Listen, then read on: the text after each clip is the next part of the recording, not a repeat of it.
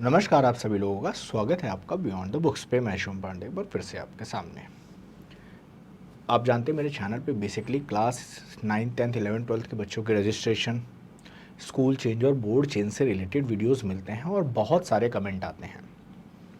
आप सभी के कमेंट्स पढ़ने के बाद मेरे एक मित्र हैं रवि पाठक जी, मैंने उनसे बात की। वो प्रिंसिपल हैं ऑलरेडी एक सीबीएसई स्कूल में, और मैंने जानना चाहा कि एग्जैक्टली और प्रोसेस डिटेल में कैसे वर्क करता है, स्पेशली उन बच्चों के लिए जो डायरेक्ट एडमिशन लेना चाहते हैं। जैसे मान लीजिए 11th कहीं और पढ़ा स्टेट बोर्ड से, 12th में सीबीएसई में एडमिशन चाहिए, 9th कहीं से पढ़ा 10th में सीबीएसई में एडमिशन चाहिए। पहले तो जो 5 क्राइटेरियाज़ हैं, जैसे पेरेंट का ट्रांसफ़र है, बेटर एजुकेशन के लिए है, मेडिकल रीज़न है, राइट, ऐसे, और स्कूल से डिस्टेंस बहुत ज़्यादा है, ऐसे कुछ 4-5 क्राइटेरियाज़ हैं। आप उन क्राइटेरिया में फॉल होते हैं तो अच्छी बात है। लेकिन हमने क्या पाया कि इन क्राइटेरिया में फॉल होने के बाद भी आपका स्कूल एडमिशन ले लिए ज़रूरी नहीं है। कई बार अपने पुराने स्कूल में बैक जाना चाहते हैं, कई बार आपको लगता है नए स्कूल में जहाँ एडमिशन लें वहाँ सब कुछ सही नहीं है, किसी और स्कूल में एडमिशन लेना है। कई बार पेरेंट्स गवर्नमेंट जॉब में नहीं है लेकिन पूरी की पूरी फैमिली शिफ्ट हो रही है। कई बार शाम के 5 बजे तक पढ़ा रहे हैं, आपको जेई का प्रिपरेशन नहीं करना। कभी कभी 11th में नहीं, आपको 12th में जेई का प्रिपरेशन करने का भूत चढ़ जाता है, या फिर अचानक आपको रियलाइज़ होता है कि आप तो नीट के एस्पिरेंट थे, आप तो डॉक्टर बन सकते थे, कहाँ हम गड़बड़ होकर साइंस में आ गए। फिर कभी आपको स्ट्रीम चेंज करना है। ऐसी वेराइटी ऑफ कन्फ्यूज़न आप सभी के पास है। ठीक है, चलिए बारी बारी से बात करते हैं। स्ट्रीम चेंज क्लास 11th में ही कर लें रजिस्ट्रेशन से पहले। अभी रजिस्ट्रेशन हो चुके हैं आपके, ठीक है, तो रजिस्ट्रेशन हो चुके हैं, एलओसी वगैरह आ चुकी है, अक्टूबर नवंबर का महीना आ गया। तो अब अगर आपको चेंज करना है तो आपको 12th में करना पड़ेगा, और वो भी बड़ा मुश्किल काम होता है। याद रखिए कि जितने भी लॉ सीबीएसई के हैं, सारे लॉ अप्लाई होना डिपेंड करता है स्कूल पे, प्रिंसिपल और मैनेजमेंट पे, और आपकी रीज़न पे और उनके व्यवहार पे। कई स्कूल के मैनेजमेंट ऐसे होते हैं जो थोड़े से अनफेयर वर्क भी करते हैं, कुछ होते हैं जो पूरी फेयर वर्क करते हैं। स्कूल की रेपुटेशन पे डिपेंड करता है। तो आपका रूल क्या है ये मैटर नहीं करता। कई बार आप थाने में जाते हैं तो कई सारे कानून आप जानते हैं, क्या सारे कानून वर्क करते हैं? नहीं, वहाँ की लोकेलिटी पे डिपेंड करता है, पुलिस वाले पे डिपेंड करता है।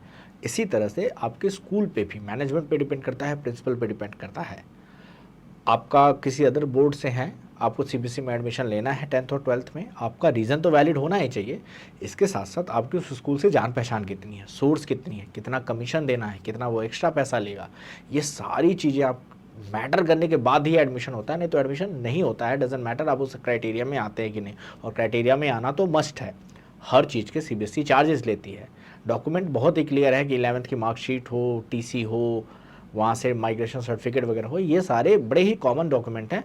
और अगर आपकी स्कूल से अच्छी बनती है तो स्कूल आपको अच्छे से बता देगा। मोस्टली एडमिशन इसलिए नहीं लेना चाहते हैं 12th में डायरेक्ट या 10th में डायरेक्ट कि आप किस स्कूल से आ रहे हो, आपका एकेडमिक बैकग्राउंड क्या है, आपका बिहेवियर कैसा था, आप क्या फ़ीस पे कर पा रहे थे। नहीं, कई बार तो फीस का मैटर फंस जाता है, स्कूल टीसी नहीं देता है। तो आपके बहुत सारे रीज़न होते हैं, आप बस कमेंट में मेंशन कर देते हो। याद रखिएगा कि आप जब भी कमेंट मेंशन करें तो इतनी डिटेलिंग में कमेंट होना चाहिए कि चीज़ें मुझे बहुत ही क्लियरली पता चले। आप एक लाइन लिख देते हो, आगे पीछे का बैकग्राउंड मुझे क्या पता है, तो ये बहुत ही डिफ़िकल्ट होता है मेरे लिए आंसर करना। मैंने आज तक हज़ारों कमेंट से ज़्यादा के आंसर किए हैं, लेकिन फिर भी मेरे लिए कई बार आप लोग की प्रॉब्लम समझ पाना मुश्किल होता है। पुरानी ही वीडियोस को आप लोग देखते हैं और नई वीडियो पे आके फटाक से कमेंट कर देते हैं। आप कमेंट वीडियो को पूरा देखते भी नहीं हैं कि एग्जैक्टली टीचर क्या कह रहा है। ठीक है, तो 9th में हो और 11th में ही स्कूल चेंज करना, बोर्ड चेंज करना, सब कुछ आसान होता है 9th में और 11th में एडमिशन लेने के बाद। एक बार जब आप सीबीएसई में रजिस्टर्ड हो जाते हैं तो आपका रजिस्ट्रेशन नंबर चला जाता है। उसके बाद आप सीबीएसई टू सीबीएसई ट्रांसफ़र करना इजी होता है, क्योंकि वो रजिस्ट्रेशन नंबर ट्रांसफ़र हो जाता है दूसरे स्कूलों को। लेकिन जब बोर्ड चेंज करने की बात आती है या फिर आप सीधे डमी में स्विच होना चाहते हो, अब ये बड़ी दिक्कत क्या है, 11th के बाद 12th में उनको डमी में होना है। तो आपका स्कूल तो रेगुलर है, वो डमी कैसे प्रोवाइड करेगा? उसके यहाँ तो डमी का प्रोविज़न ही नहीं है। फिर आप ऐसे स्कूल में स्विच करो जो डमी प्रोवाइड करता है, वहाँ से रजिस्ट्रेशन, तो बहुत सारा पेपर वर्क होता है। तो शुरुआती दिनों में ही सही डिसीजन लें। गलती हो गई है तो याद रहे आप मेंटली परेशान होंगे, फाइनेंशियली भी परेशान होंगे, पेपर वर्क भी होगा, तो आपका सर फट रहा है तो फटना आम बात है, क्योंकि आपने शुरुआत में सही डिसीजन नहीं लिए हैं। कमेंट बॉक्स मेरे भरे पड़े, मैं स्क्रीन पे दिखाऊं तो आप देखते हुए आप कहेंगे कि सर कितने सारे कमेंट आपके पास आते हैं। सब सेम तरह की कैटेगरी के कमेंट होते हैं, सब पे वीडियो बना रखी है, लेकिन फिर भी कमेंट करके पूछना है, कमेंट का वेट करना है, एडिट करके कमेंट बोलना है। ये हैबिट छोड़िए, सही डिसीजन मेकिंग के बारे में आइए। मैं इस पर कोई बहुत ज़्यादा नई इन्फॉर्मेशन नहीं लेके आ सकता, जितनी थी सेचुरेशन में आ चुकी इन्फॉर्मेशन मैंने बता दी है। फिर भी कमेंट करना आपका हक है, आप कमेंट कीजिए, रिप्लाई मिलेगा। लेकिन सही डिसीजन स्टार्टिंग में लीजिए। मेरी उनसे पूरी डिस्कशन के बाद यही बात समझ में आई कि आप किस स्कूल से आते हो उसके बारे में उनको नहीं पता रहता, इसलिए कई बार स्कूल डिनाई कर देता है। आपके रीज़न वैलिड हो, कोशिश कीजिए जिस स्कूल में है 5-6 महीने की बात है। कई बार तो बच्चे 12th के रजिस्ट्रेशन के बाद भी पूछते हैं, बेवकूफ़ हो आप, 12th के रजिस्ट्रेशन के बाद कैसे चेंज होगा? दुनिया में अलग सरकार आपके लिए बैठी है, अलग बोर्ड बैठा है।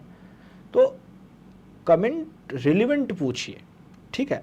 बाकी इस वीडियो में बहुत ज़्यादा नहीं, मैं आपको बस मैं राय देने आया था। बाकी आपके प्रॉब्लम के सोल्यूशन के एक एक टॉपिक के वीडियोस मैंने बना के रखे हैं। डमी में कैसे चेंज करें, डमी स्कूल में एडमिशन कैसे लें, एवरीथिंग। प्लेलिस्ट है डिस्क्रिप्शन में, लिंक डाल दूंगा मेरे भाई, जाके प्लेलिस्ट में ढूंढो, थोड़ी सी अपनी प्रॉब्लम को सर्च करो। कमेंट करने से सारी चीज़ों के आंसर नहीं मिलते हैं। फिलहाल इस वीडियो में इतना ही, ज़्यादा कोई ज्ञान की बात यहाँ पे नहीं करनी है। स्टार्टिंग में ही अपने डिसीजंस को सही लें, इसकी कोशिश करें। That's all for today, bye everyone.